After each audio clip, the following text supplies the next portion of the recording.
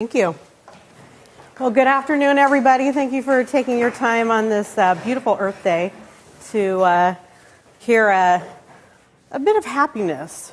I really made a point of just portraying just the positive side of the life of rescued farmed animals for this presentation. So don't worry, I'm not going to show anything graphic or upsetting. So today's a holiday that we should celebrate, and I just wanted to focus on the good work that our organization does and other organizations do for farmed animals. So today we're talking about life after the factory farm. And this is my little friend Brandy.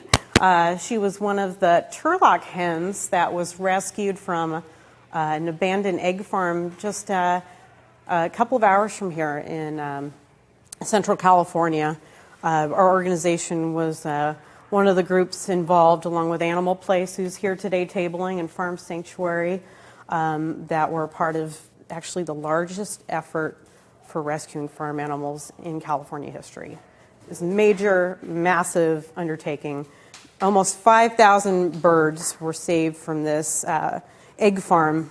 Chickens were left for 2 weeks to starve to death because the farmer couldn't pay his feed bill, essentially.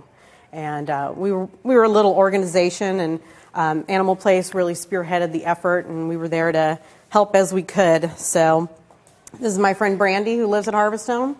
She's one of the 20 hens that we have at the sanctuary that were from that rescue. So just a little bit about myself. I live in Stockton, where Harvest Home is located. I live and work at Harvest Home. I've been a part of the sanctuary for the last 5 years, and I have a really keen interest in advocating for the welfare and protection of birds raised and abused in modern agriculture on factory farms. It's pretty startling what birds endure in modern agriculture these days. Close to 10 billion chickens are raised for meat and egg production in the United States alone.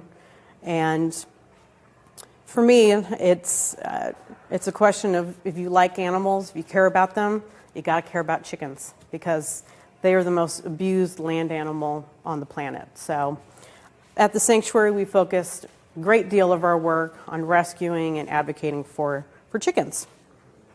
And so I got interested in chickens, and I'm a little shutterbug when I have time to do it, and I love taking photographs. So one of my main goals with photography is to highlight the dignity and the handsomeness, or the beauty, and the intelligence and individuality of the animals that we have at our sanctuary. So in the presentation, you'll see some of our very handsome and pretty animals. So just as a brief introduction to Harvest Home, many of you may not even know who we are.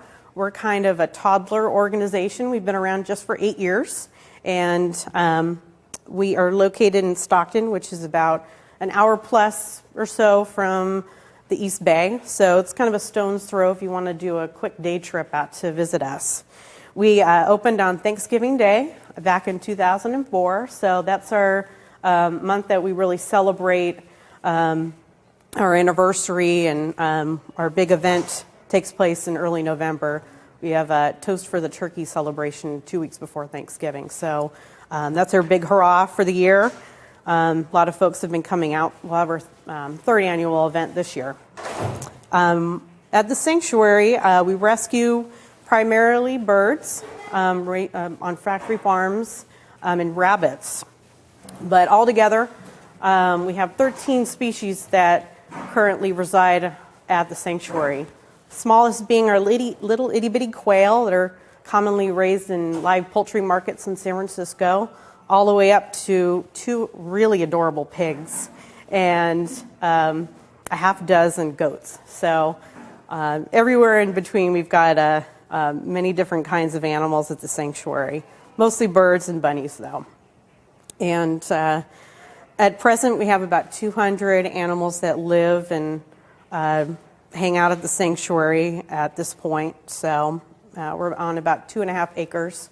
We've got a pretty picturesque, ideal landscape for a sanctuary. We're surrounded by beautiful vineyards, and just on the other side of the road, we have the beautiful landscape of alfalfa fields. So we're really kind of tucked away from the hustle and bustle of Stockton, and we like to say we're Stockton's best kept secret. But we don't want to be a secret. We want to be known that we're there. But like I said, we're the closest sanctuary to the Bay Area. It's always fun to just take a day trip out to visit for a volunteer day, for a tour, or for a meetup, perhaps a book club meetup or a potluck, anything fun and social. We would love to have you. And like I said, we rescue birds and rabbits primarily, but we do have a special emphasis on special needs animals.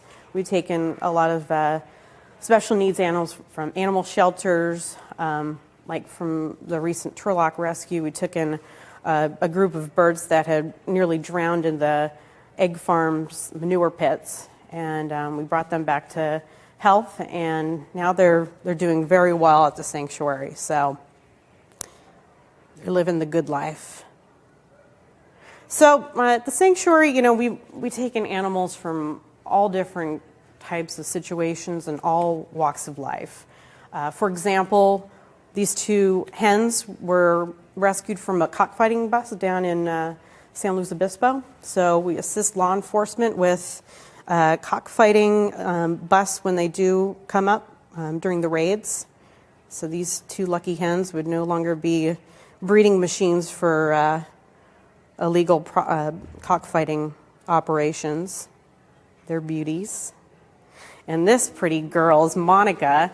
We also rescue from a lot of high-kill animal shelters. And Monica came from the Los Angeles Animal Shelter at the beginning of this year.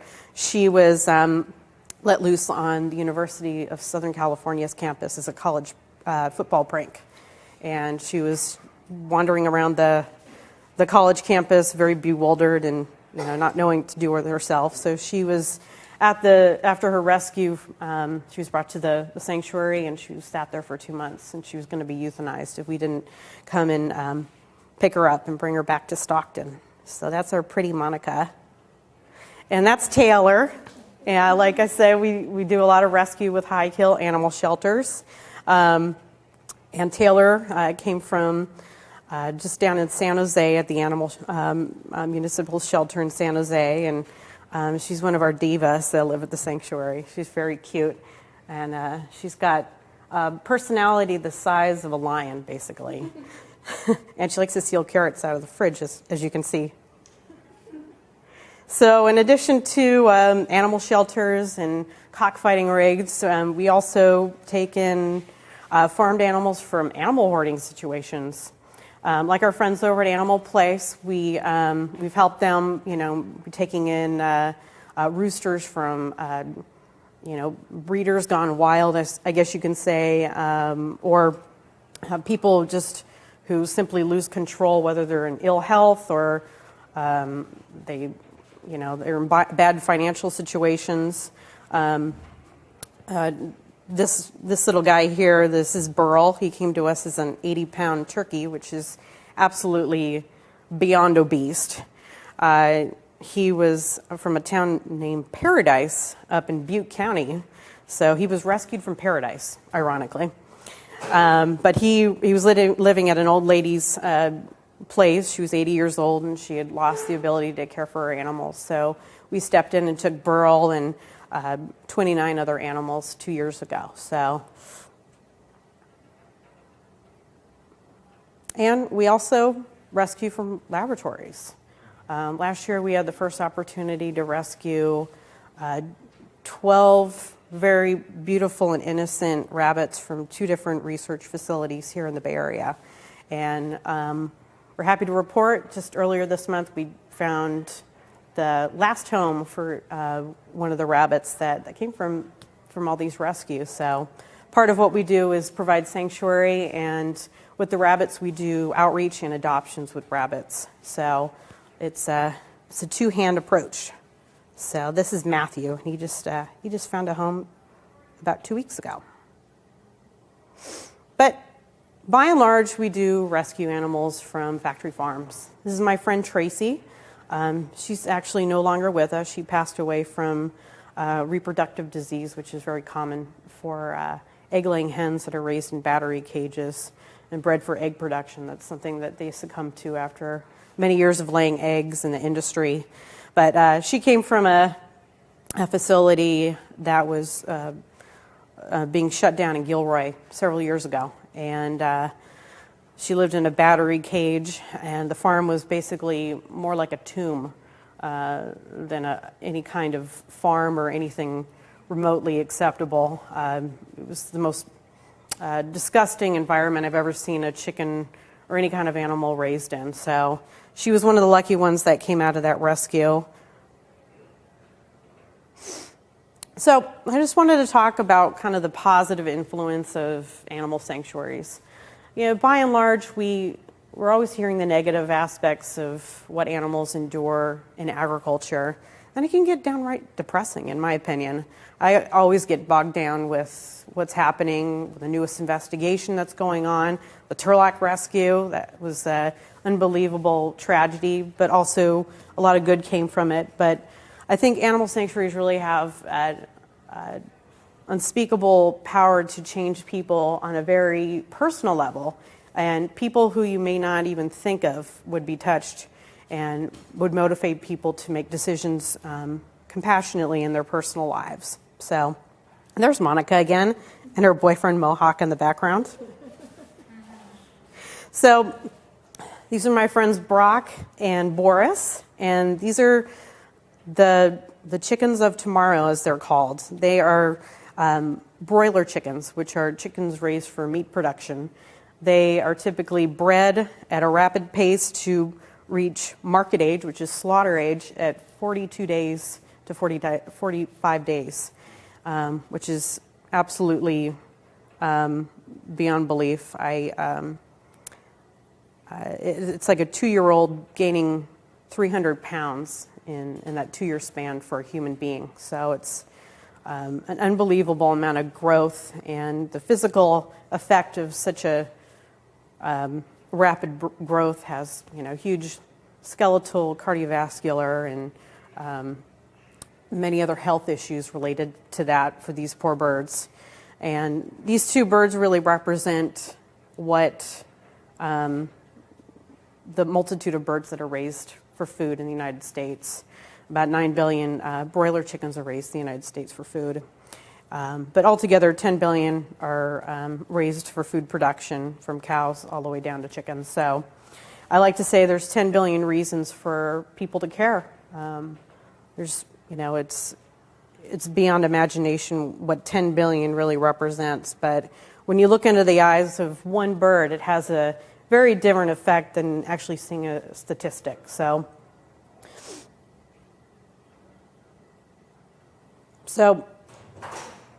when we think about visiting in a sanctuary or inviting a person to come to a sanctuary, it's always helpful to keep in mind that we really do have the numbers on our side. 62% of Americans share their homes with dogs and cats and other critters. 63% of California voters voted in Proposition 2 back in 2008, which basically takes a stand against gestation crates for pregnant sows, veal crates for calves, and for egg-laying hens, to provide them with more space and a little bit of an improvement for their lives that are for the birds and cows and pigs that are raised in agriculture. So it's a step in the right direction for animals, and for voters to take such a strong approach with a solid 63%, it's pretty promising. It shows that people do care about animals, whether they're classified as dogs and cats, companion animals, or farmed animals. And this last statistic up here is a Gallup statistic, and 96% of Americans believe that animals deserve legal protection. So I think the idea of inviting people out to visit a sanctuary where there's farmed animals it's perfect, because everybody more or less believes in what we're doing. So instead of me kind of telling you what the purpose of sanctuaries are, yesterday I just put up a quick post on Facebook on our fan page, and I asked people why they think animal sanctuaries is a positive way to deliver the message of humane eating. And when I mean humane eating, I mean veganism, not humane meat. So I'm glad I did this, because these people who responded put it in perfect statements. They give to animals what they need to live a good life, love and respect. Absolutely. They answer the question, well, if you don't eat the animals, what's going to happen to all of them, in a very positive and in-your-face way. Number 3, they provide a safe haven for animals to live out their lives. Absolutely. They give vegans hope for a kind world we are fighting for. That's right. And number 5, they show the other side of cruelty, so there's no need to exploit animals. And number 6, they work on 2 levels. Farmed animals are being rescued, and then they become ambassadors for their kind. And number 7, they lead by example. So these statements are perfect. They're right on. These words really illustrate the importance of animal sanctuaries. So at the sanctuary, it's really wonderful to watch people come out and visit for the first time. A lot of the people that visit are not level 5 vegans. They're actually people who are, just interested in hanging out with all different kinds of animals and just kind of taking a day trip out to see what we're doing. And it's really lovely to watch the interaction and kind of see who you think they're going to connect with, because there's always one animal that a person for the first time visiting the sanctuary connects with, and you never know who it's going to be.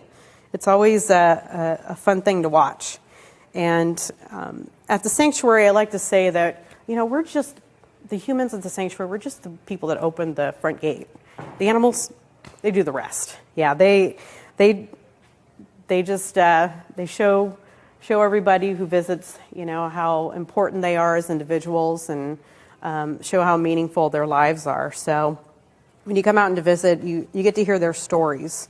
And I just wanted to share right now the stories of some animals that live at the sanctuary currently, and give you some information more about what we do and what these individuals were all about in the farmed animal side of our rescue work. So this is April. She was rescued from the second largest rabbit slaughterhouse here in California when she was about 50 days of age.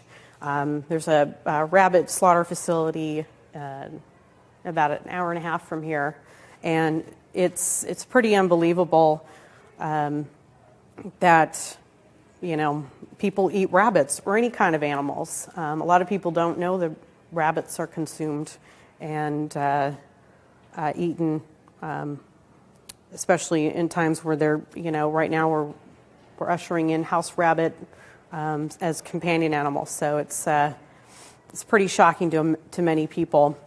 And also in California, rabbits are classified as poultry along with chickens and turkeys. So a lot of people don't know that. But April, she was one of the lucky girls that made it out of a slaughterhouse hours before she was killed back in 2006. And she lives free range at the sanctuary now. We have a big free range indoor-outdoor building for our bunnies, and they get to live their lives in peace, and they're well cared for. So April's one of those lucky girls. And this is my buddy Brandon. Brandon was also extremely lucky. As you may know, foie gras is a delicacy an equivalent of veal, basically. It's fatty liver, and from a duck. Basically, a duck is force-fed for the last several weeks of his life, and then killed, and the liver is extracted from them and served up as a delicacy like veal is. Fortunately, it's going to be banned in California in a couple months from now, but as of right now, it's still happening, and Brandon actually was rescued a year ago this week, and he no longer has to deal with the trauma of being force-fed. He was the most terrified animal I've ever seen come to our sanctuary ever. I swear I thought he was going to have a heart attack when we ever tried to go into his pen to see, just to check on him multiple times a day. It's pretty unbelievable to think that the amount of terror that these poor animals go through, especially in the process of foie gras. So Brandon has had some very personal struggles, even at the sanctuary. He's has some skeletal and arthritis problems, but luckily he's just a comeback kid, and he's still surviving, and he's made it 1 year with us so far. So he's a lucky duck.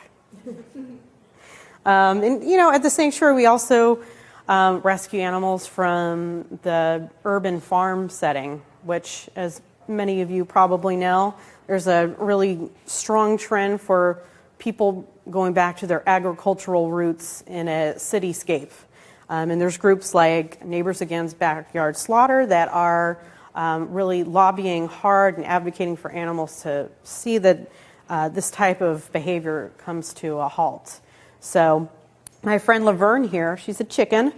Her story was absolutely unbelievable when we heard about it. She was used as a backyard laying hen in the East Bay. And late last year, she was attacked by a raccoon and basically had her face ripped off. And she no longer has a beak or a tongue. She has to be hand-fed by us several times a day. And the people that had her did not want to pay the vet costs for her care. I can only imagine if a dog or cat was in a similar situation, you'd be at the vet immediately.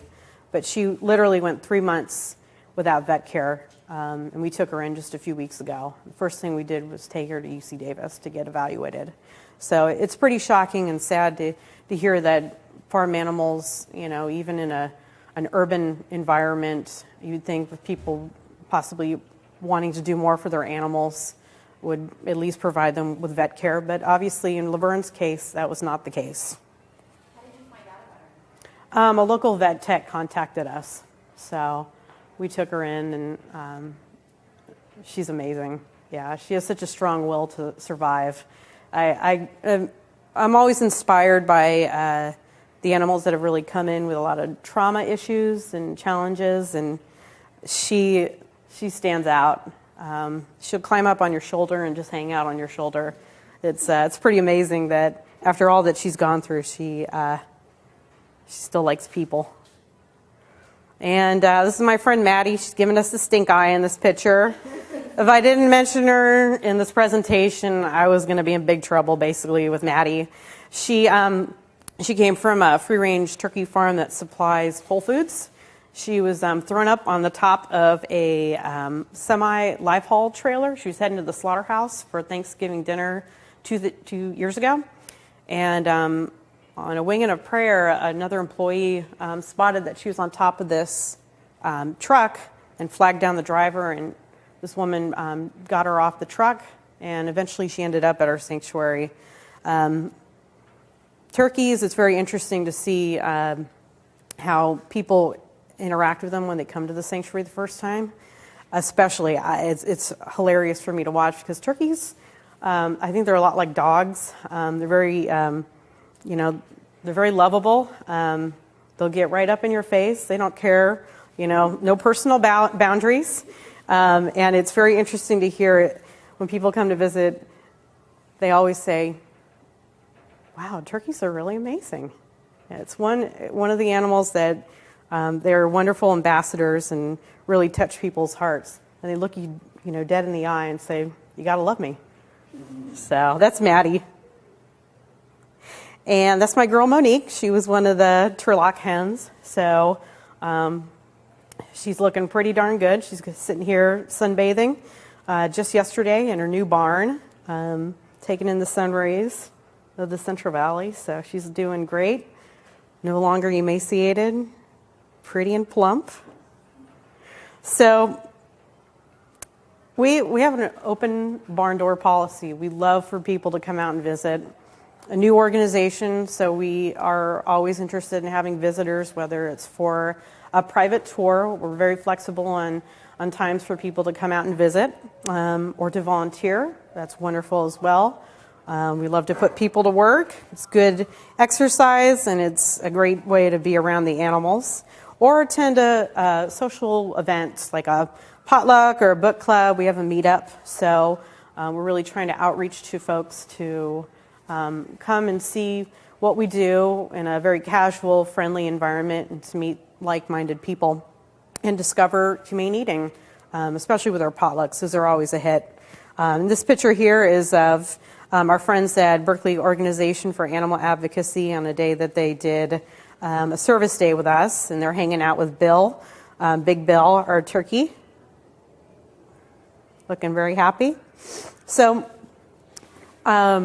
we have actually a new campaign that we're trying to encourage people to come out, bring a buddy, and visit the sanctuary. So this summer, the spring and summer, we encourage you to contact us, and I have business cards here if you'd like to, or there's some flyers back there to bring 5 buddies to the sanctuary. Your choice, social event, volunteer, tour, what have you. And this is yours. A nice organic t-shirt with our new logo. So we welcome you to come hang out. It's definitely worth the hour drive. These animals are their own best advocates, and Harvest Home welcomes you all. So thank you so much. And that's my contact information. So.